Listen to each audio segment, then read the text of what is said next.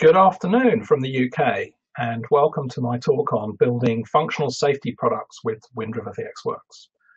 My name is Alex Wilson, and I'm Director of Market Development with Wind River.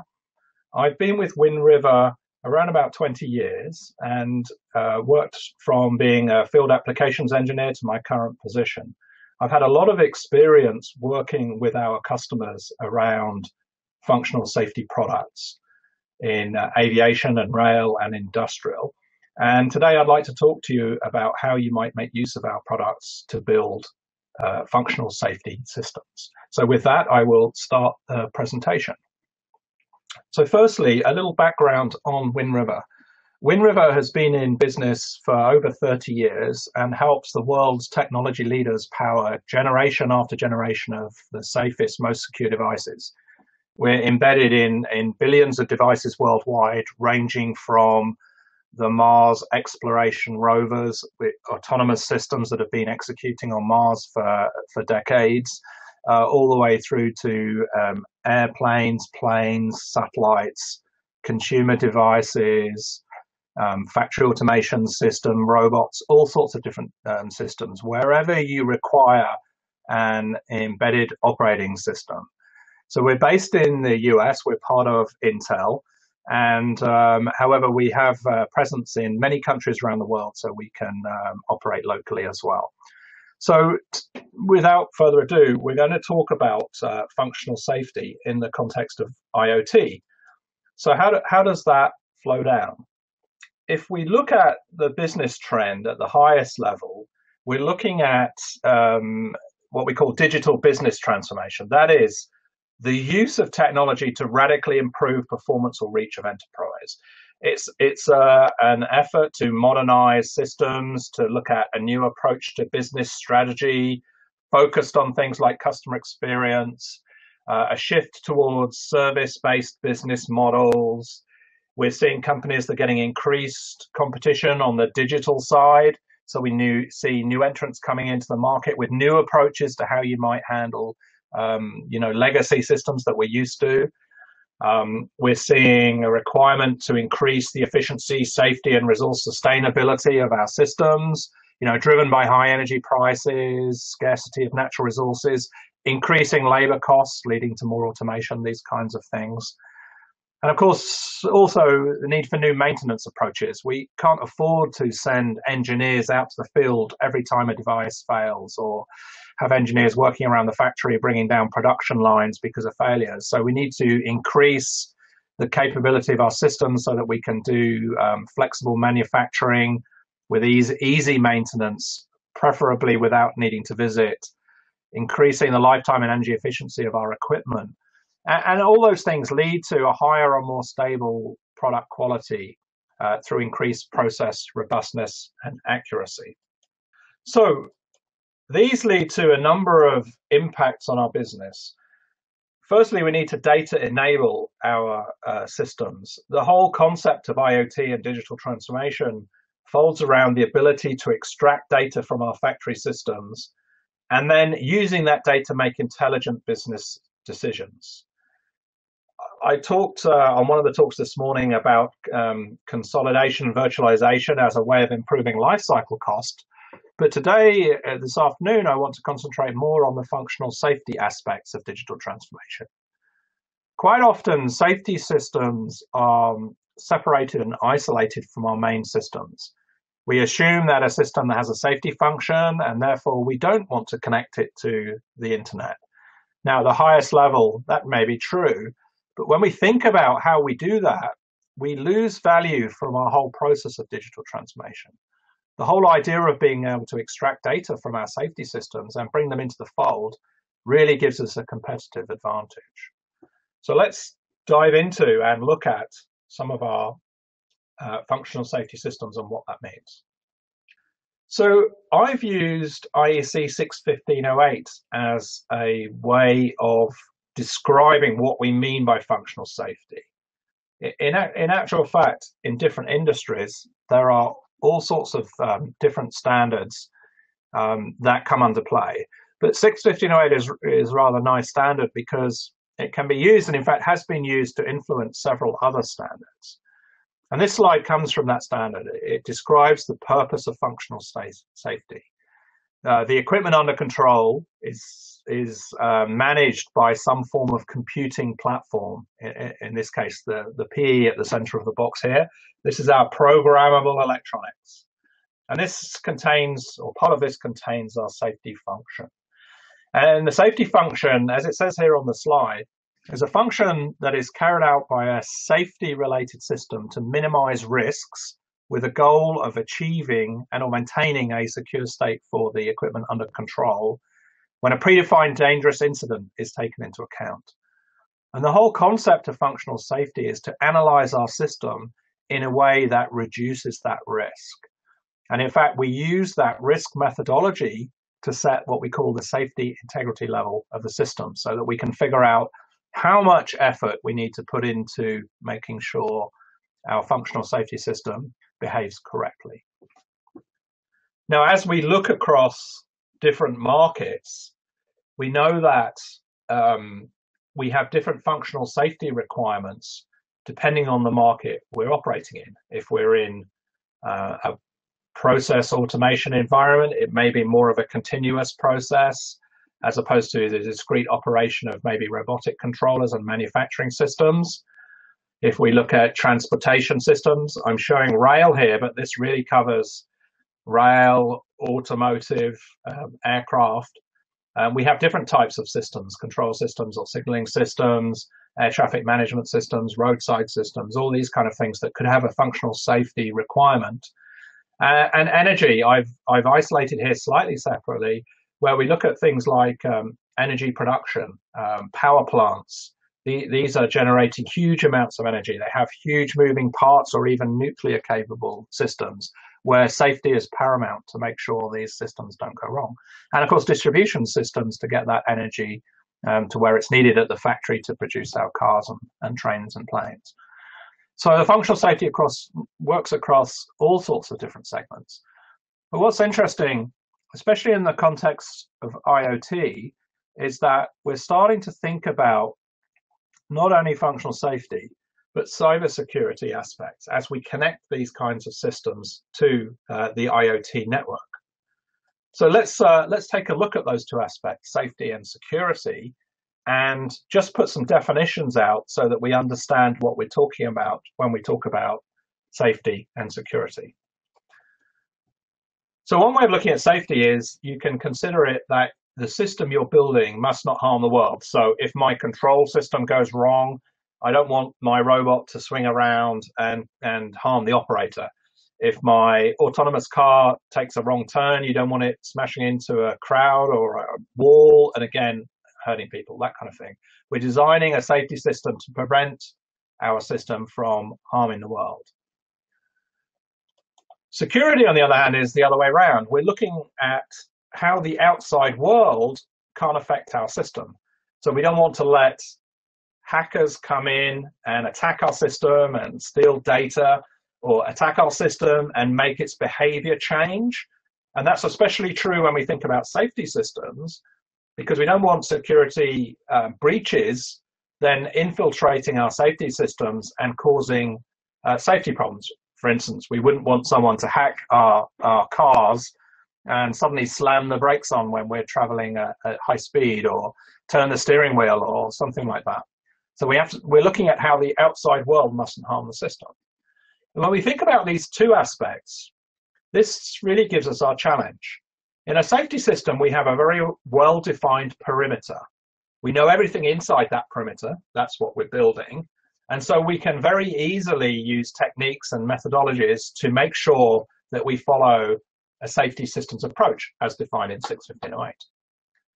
With security, on the other hand, although we know the perimeter into our system, the outside world is a vast place, and the number of different aspects we would have to take into account is very complicated and causes us additional problems if we think about the life cycle of our systems and how our systems might exist in the field 5, 10, 15 years from now, when completely different security threats might be around.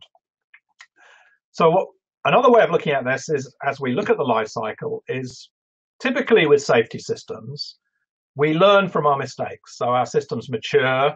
We continually test them and make sure that they get more and more safe over time. If we think about the record of software safety systems in aircraft or in trains or in cars, it's pretty good. And over time, it gets better and better.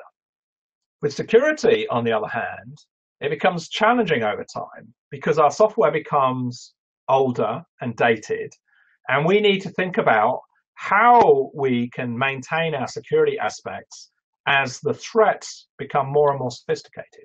And the longer our system's out in the field, the more time folks have to look at that system and try and figure out how they might breach that security that we built in at the start. So in other words, it becomes more challenging over time.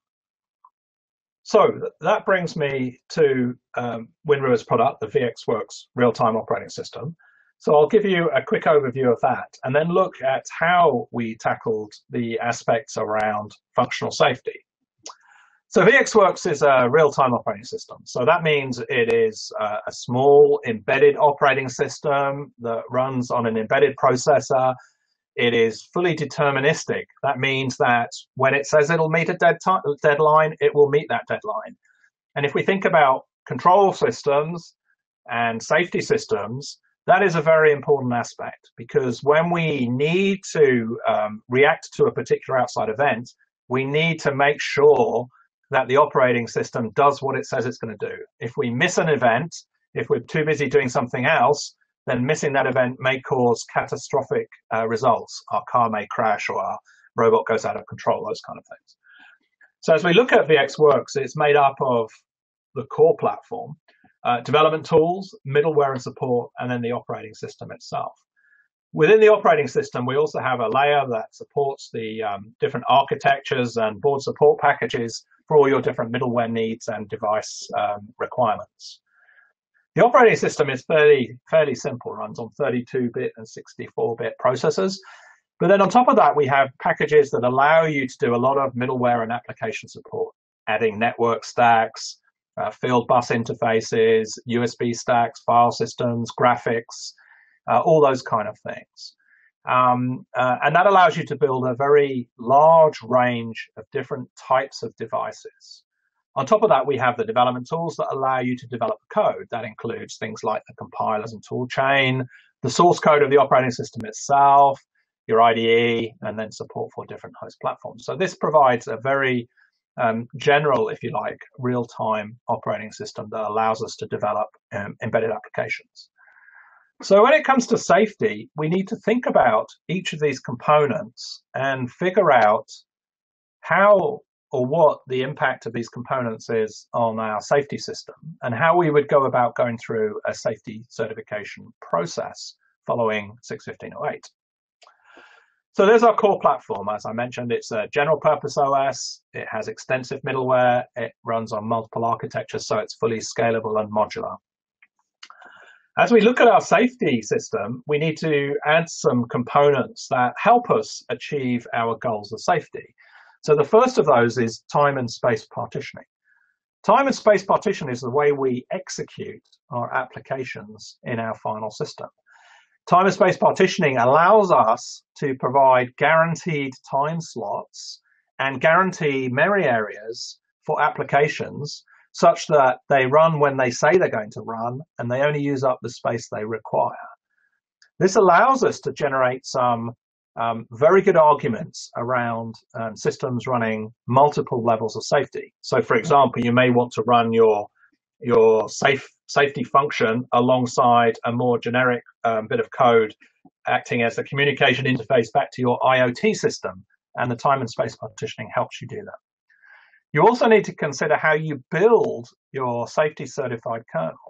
And so the tool chain aspects have to be taken into account so that you don't use, for example, certain optimization levels within the compiler that may make certification difficult or difficult to prove. We also look at all of the middleware and the operating system we have, and we create what's called a certifiable API subset. So there are certain aspects of middleware and the kernel that you wouldn't take through a safety process. So typically in a safety system, for example, You don't create and delete memory areas. That leads to fragmentation and non-deterministic behavior in some cases. And so we remove those kind of APIs and provide different mechanisms for doing that functionality. And again, it works on all VXWORKS architectures. And finally, if we want to take this through certification, we need to consider the certification artifacts or evidence package that supports the certification standard. And again, we've taken VXWORKS through a number of different standards, including 61508 that I'm talking about today. Now, that includes not only the certification evidence against a set of verified operating system binaries, but also the ability to retest those binaries in customer-specific cases. So when you deploy our operating system on your hardware, you need to verify that the tests still do what they did when we tested it in the lab. And so there's a test harness that allows you to do that, to prove the certification evidence to the certification authority. So if we take a look at that from a system point of view, we see that the safety profile becomes, if you like, a subset of our overall VXWORKS operating system. It brings in kernel architectures to support the safety, the subset of APIs that I mentioned. We have very specific file system and network stack capabilities that allow you to provide safety file systems and a safe communications interface if you need those. But you can consider it to be a subset of our full VXWORKS operating system.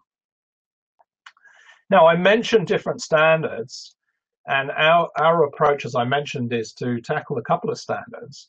This shows some of the other standards across different industries. And the key thing here is a lot of these certification standards either are derived from each other, such as 61508, or follow very, very similar principles. There is a well-defined way of figuring out how you want to make software safe following these standards. And usually it flows down from a very high-level requirement to look at, okay, what risk do we want associated with our system? And you can see here on the graph, I have different levels of risk in terms of probability of failure that might happen within a system. And we've mapped onto this, for example, just to show you how things work, different safety standards to show you the equivalent levels of risk that you're working to in different standards. ARP 4761 here, this is the high-level aircraft type certification standard that flows down to our software. So you can see at the highest level that it's the most comprehensive standards in terms of the risk associated with developing a system. And then you can see the railway standard and the industrial standard next to that. So let's look at using VXWORKS in a functional safety system. How would we go about building a functional safety system? So the very simple case is to use VXWORKS directly on the silicon and provide applications running directly on the operating system itself. This is a very simple, safe, non-safe use case. You can run, using the time partition scheduler, you can run this next to a non-safe application. So we can segregate our non-safe application from our safe application. VXWORKS controls all aspects of talking to the hardware system. In this case, I'm showing it running on the Intel D1529 Xeon processor for industrial 61508 certification. So this provides a nice solution for a very simple system running with a non-safe and safe application. This is a typical configuration we've seen over the years being used by many, many customers. In most cases, this is running previously on a single core system, but the VXWORKS safety profile gives you the ability to run this now on multi-core silicon, such as the Intel part I've shown here.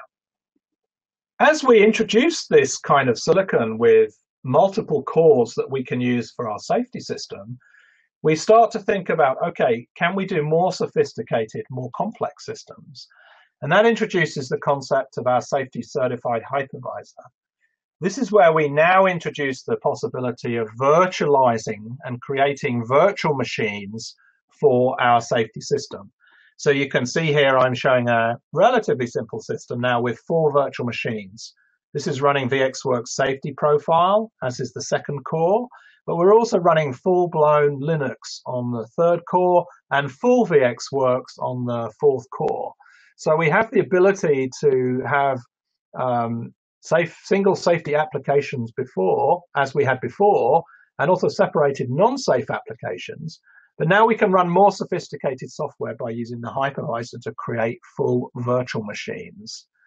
The hypervisor takes care of our device redirect. In other words, when our Linux system has a requirement to access the I/O, it goes through the safety hypervisor to access that in a safe way that prevents it interfering with our safety application. We can easily measure the performance against the single core version I showed you on the previous case, because in actual fact, our application hasn't changed at all. It's still running on the VXWORKS safety profile in the same way.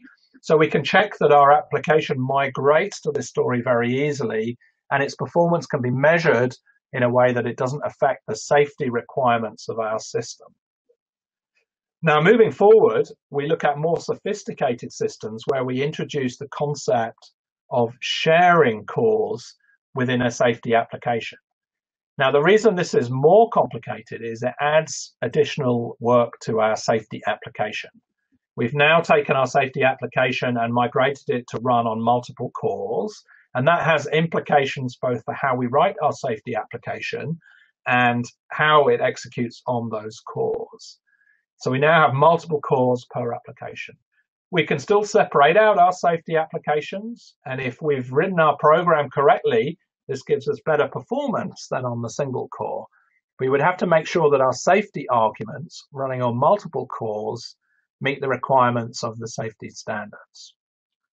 So I talked about some methods of moving applications to different configurations of VXWORKS. But how do you actually use VXWORKS within a certification environment? And what do we provide and what do Intel provide to help you do that? So if we go back to our diagram of showing our programmable electronics, we can break that down into a number of different layers, starting with the target hardware, then the device drivers and middleware, the operating system itself, and then your applications that you're developing. So we provide, as part of the VXWORKS operating system, a commercial off-the-shelf, a COTS version of evidence that supports 61508 standard. So that evidence provides things like the safety manual and all of the test documents and test requirements that we've gone through to prove to the certification authority that VXWORKS does what it says it does in the requirements. So that's what Wind River provide as part of this. Now, your drivers and middleware that you're developing also have to be safety certified, and we can provide assistance for that through Wind River Professional Services. They're well geared up towards running and managing safety projects and providing safety evidence for that board support package. Of course, all of this is going to run on your target hardware. So the Intel functional safety processor I showed you earlier, and Intel provide with their functional safety processor the same evidence required for your target hardware, along with things like software test libraries that allow you to maintain that safety as the system is executing. And then, of course, you as the customer have to develop your application, and your application will be going through the same standard, which is your responsibility, or Wind River Professional Services can also help. So really that shows you the different levels that we have within the system. And as we look at the standard, and this is a very busy slide, but this is taken directly from 61508, you can see that where Wind River fits in is really around the realization phase for the software related, the part 3 element of the standard. We also have realization for the hardware side that comes through Intel, and partly through the middleware and work we do with the drivers and board support package.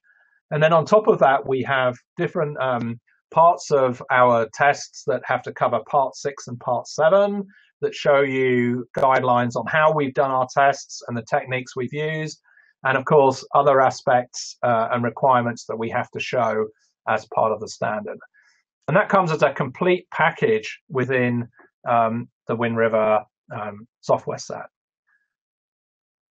So one example of that is the VXWORKS Safety Manual. And I think this is a good example because this is an important part of the safety profile that lays out how to safely use VXWORKS safety profile in a certified environment. And when I described VXWORKS earlier, I described how it was an embedded, modular, scalable operating system. And so you can take that operating system and deploy that in your hardware in a number of different configurations and in a number of different ways that may affect our safety arguments. So the safety manual lays out things like the scope of certification, assumptions made during the certification process. It describes the practices and guidelines for using our product when developing an application intended to be certified. So it has things like installation instructions, the build environment, how we manage error handling. It has guidelines around which APIs we have, how you use real-time processes, all these kinds of things. And it also provides guidelines on restrictions on use of certain technologies that we provide and how we've tested them, such that you can make sure you're not using those restricted type features within your safety environment. For the OS itself, we also perform a failure mode and effect analysis as part of the certification process. This creates a software vulnerability analysis document, and this really gives you a lot of areas where we've tested VXWORKS in a certain way, and it describes how you should use it in that way such that you don't fall into these vulnerabilities. And you might have come across at a higher level the concept of a hazard operability. And this is more of a system level approach to identify the risks. And this software vulnerability analysis helps feed into that such that you can mitigate failures that could occur within the operating system in your higher level certification process. So in order to use our product, you follow the safety manual and then provide your certification evidence along with our certification evidence and test certificates and reports to the certification authority such that they can approve use in this way. And it may be that the certification authority requires you to rerun some of those tests. And as I mentioned earlier, we provide that test harness that allows you to do that should you need to. So in summary, WinRiver is an industry leader. We've been in the market for 30 years and have a large market share within the embedded systems market. Safety systems are designed around standards such as 61508 to minimize the risk of failure. So in other words, when a failure occurs, they make sure that the systems don't cause any harm to the outside world, if you remember my slide describing the differences. Really, the whole concept of IoT and digital transformation is to connect everything to our IoT system such that we can extract data and make business decisions on that data. And that's no different for safety systems. We should look at how we extract data safely from those systems, how we can provide feedback to those systems, and maybe in the future even control and change the operational aspects of those systems if it doesn't affect the safety functions. And our operating system, VXWORKS, provides a basis to do functional safety systems. We have a safety certified subset of our API. We provide 61508 safety evidence and tools to help you go through the safety process. And we've been doing that for many, many years with many customers. So hopefully this gives you a good overview of the use of Wind River products within the safety environment. So the link to my presentation is given in the Global IoT DevFest site. These presentations will be made available, and with that, I'd like to thank you for joining my presentation.